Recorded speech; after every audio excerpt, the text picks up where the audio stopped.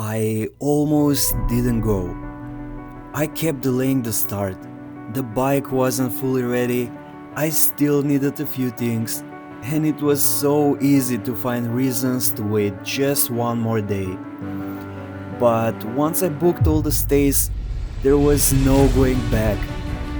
Ride the next morning or lose 150 euros in missed bookings.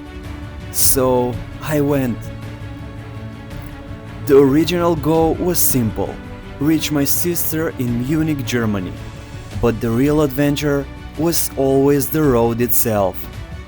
I wanted to ride along the Adriatic Sea, across Italy, reach the Austrian Alps and enjoy the mountain passes they offer, exploring 10 countries along the way. All of this on a 300cc motorcycle. Will the bike make it? Honestly, I wasn't sure. Will I make it? Even less sure.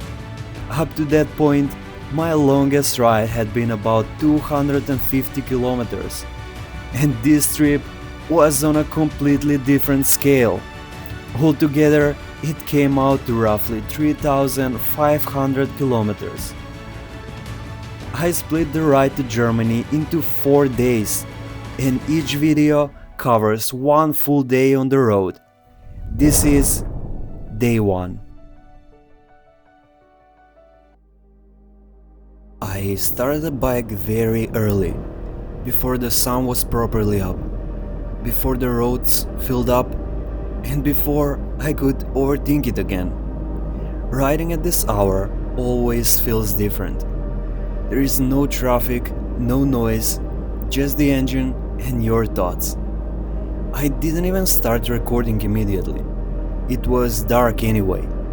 It wasn't until I had already crossed the North Macedonia-Kosovo border that I turned the camera on. At that point, there was no turning back.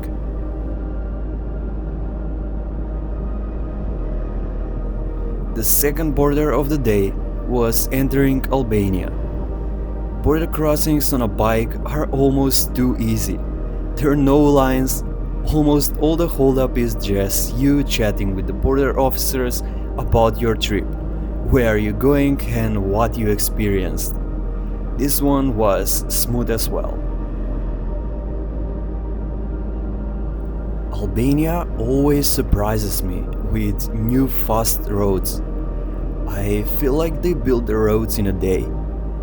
One year you're riding through villages and small towns, counting how many Mercedes-Benz 124s you can spot.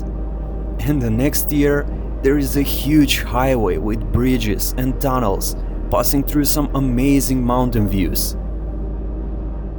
This is where the Black Drim, the river that starts and flows out of Lake Ohrid, meets the White Drim.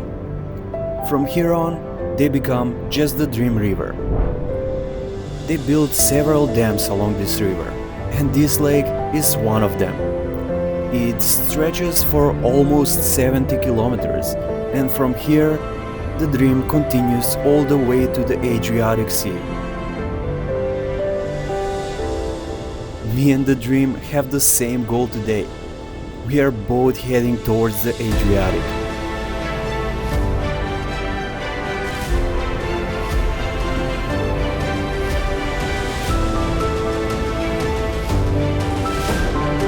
After about 70 kilometers, riding alongside the Drim River, this was the last place I saw it, before turning inland towards Lake Skadar and entering Montenegro. Quick snack break and one last look at the river before moving on. You can always count on Albania to surprise you with weird stuff they sell alongside the road.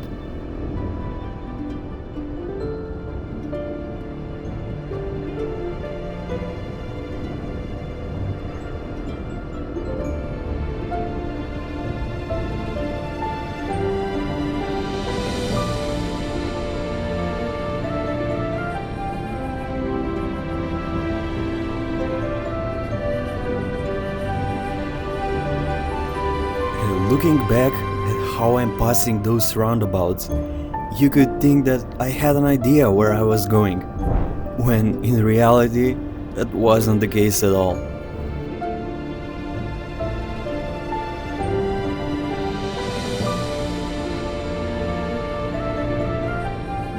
In the distance, you can see Lake Skadar.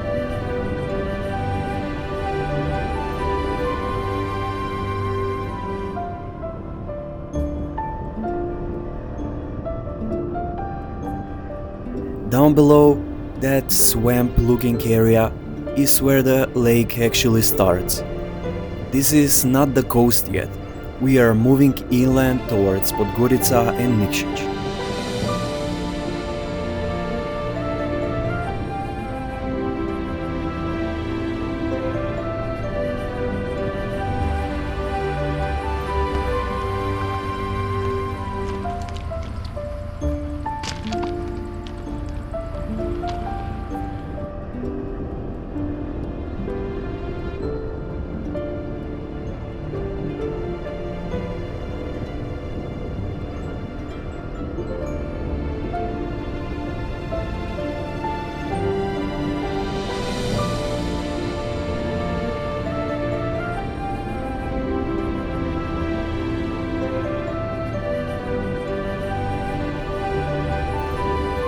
Entering Podgorica was actually pretty cool. I was seeing the capital of Montenegro for the first time, even though I have been in Montenegro so many times before on vacation.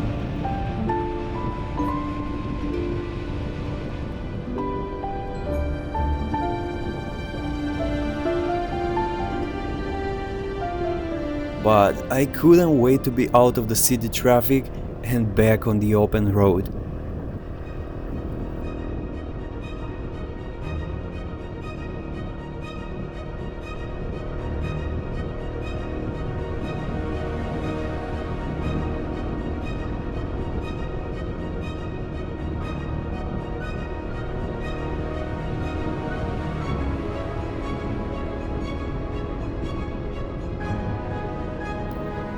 The road from Podgorica towards Nikšić turned out to be absolutely perfect for a motorcycle. Riding next to cliffs, passing through tunnels, smooth asphalt, and the weather was sunny and very warm.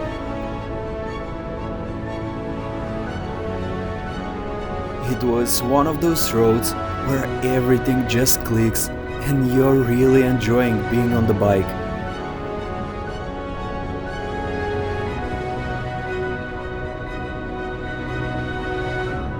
I was already excited about the ride, but something even better was waiting for me near Nikšić. And that was Slansko Lake. The road I was on ran high above the lake and almost completely surrounded it, giving you an incredible view of the whole area.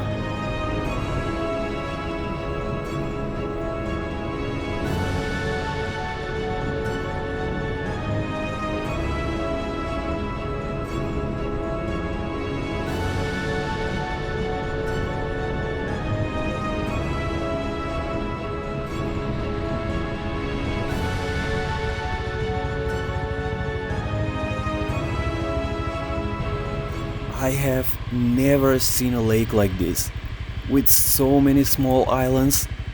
It just looks so unreal.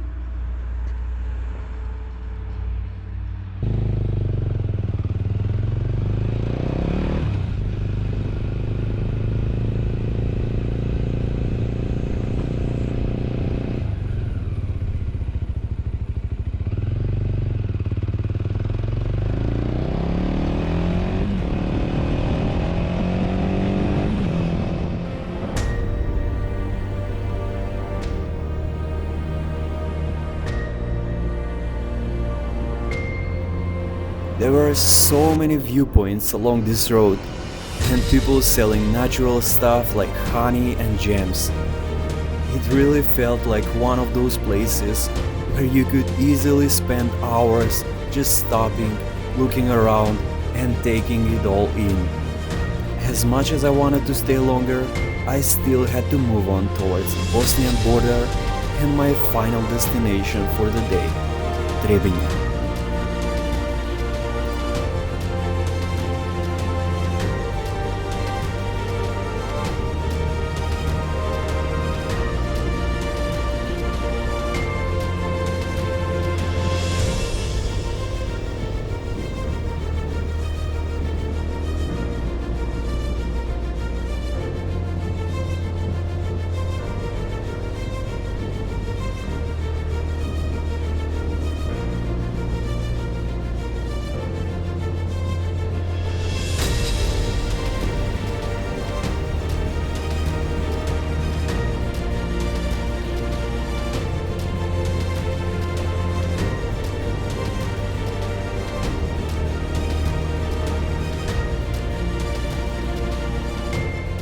But that wasn't the last awesome viewpoint I discovered today.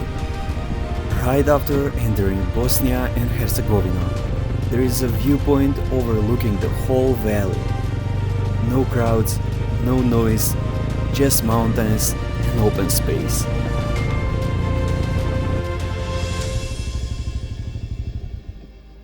And those are the stops you remember later. Not the fuel stations, not the border crossings, but the places you didn't expect at all.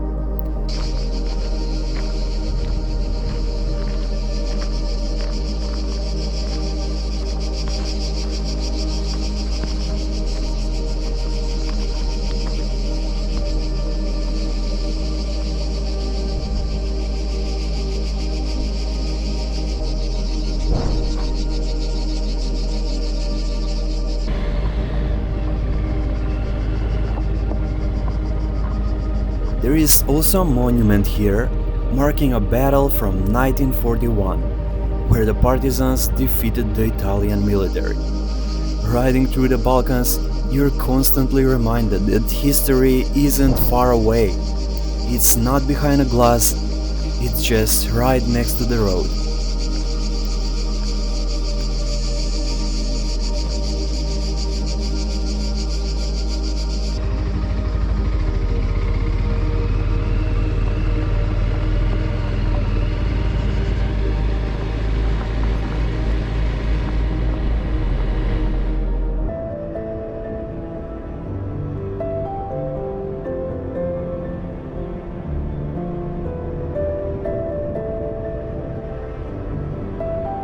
This border sits on a higher ground, and we are now riding towards that valley we saw from up there.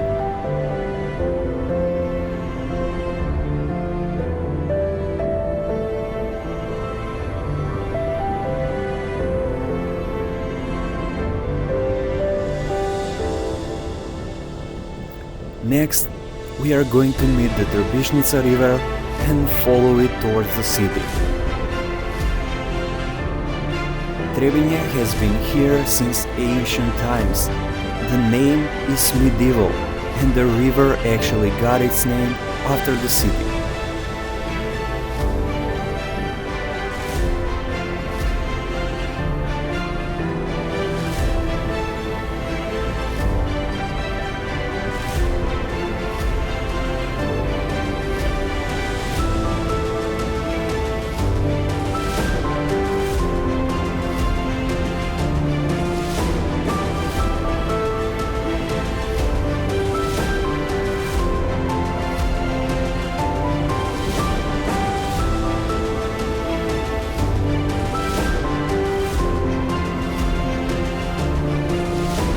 On the way, I passed a place called Yajina Club. It is built directly on the Sušica River and has a man-made pool inside the river. People were swimming and enjoying the day. I didn't stop to jump in. And I was so hot under that helmet. I'm still thinking about that one. I was missing riding next to a river ever since we left the Drim.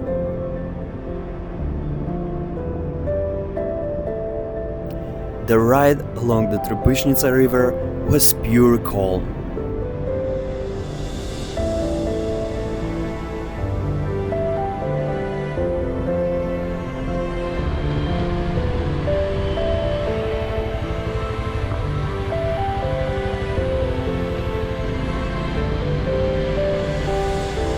I found an old bridge that looked like it was still in use.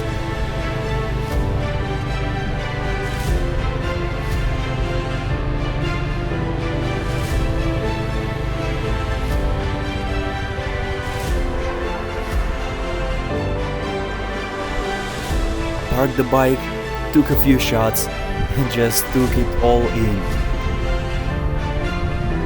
This is why I film those trips, so I don't forget how it felt.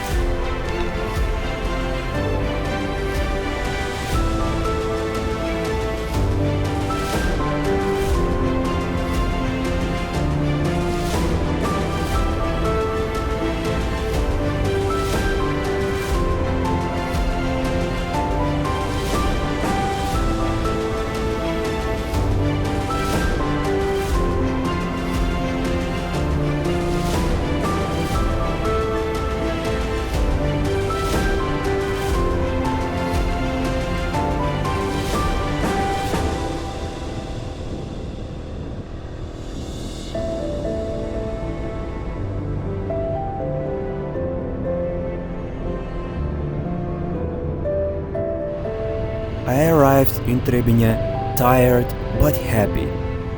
20 euros for a room, private bathroom, balcony and a private parking. After a shower, I went out into the city and immediately loved it.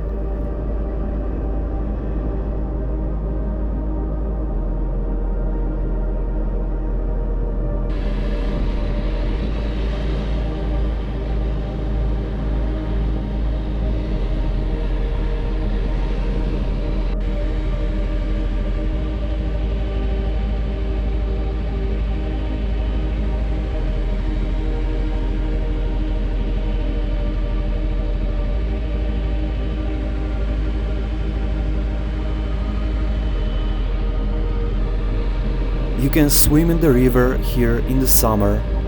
They even have a proper beach. I liked Trebinje so much that I came back twice after this trip.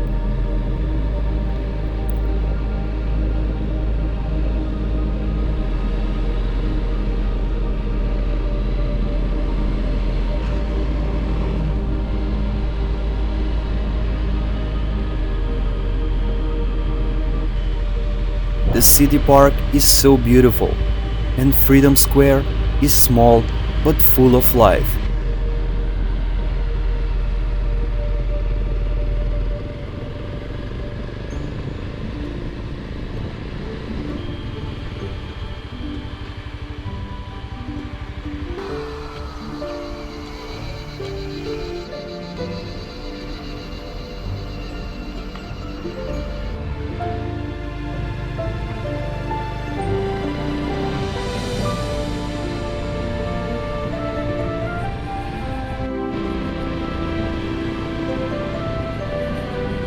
Another thing that makes Trebinje special, it's the location.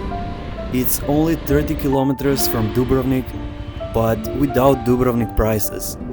I had a huge quattro formaggi pizza here for 5 euros. In Dubrovnik, that would be 15, easy.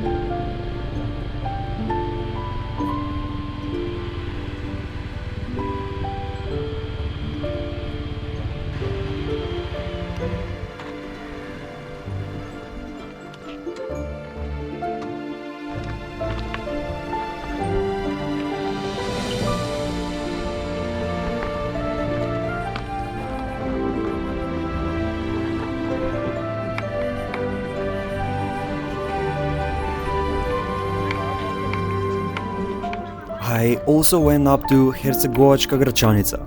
From up there, you can see the entire city.